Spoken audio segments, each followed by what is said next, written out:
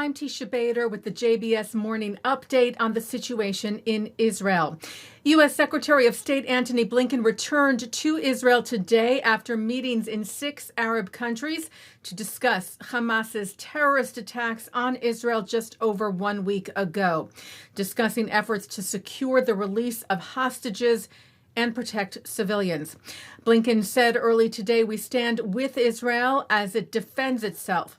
The United States is also actively working to ensure the people of Gaza can get out of harm's way and the assistance they need.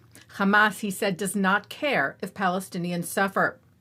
IDF spokesperson in reserve Jonathan Conricus noted again Hamas telling Palestinians not to follow the IDF's evacuation order to move southwards from Gaza City issued on Friday to protect civilians, and that Hamas has been stopping Palestinians from evacuating.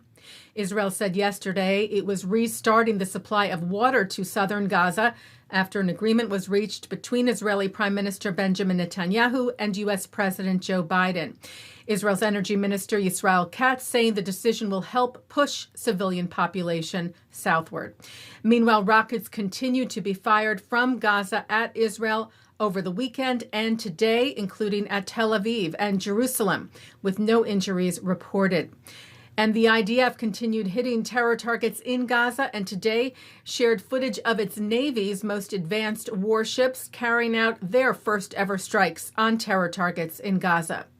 Israel's defense ministry and the IDF announced Israeli residents living within just over a mile of Israel's border with Lebanon will be evacuated after attacks continue from Lebanon.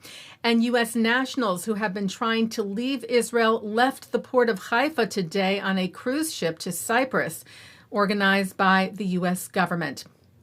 Meanwhile, the families of 199 people in Israel have been notified so far that their loved ones are being held captive by Hamas in Gaza, abducted during its ruthless attack last Saturday. Netanyahu met with representatives of the families of the hostages yesterday, saying one of the goals of the war is the return of the captive and missing. We will have more for you on these stories and continue our coverage on the JBS News Update tonight.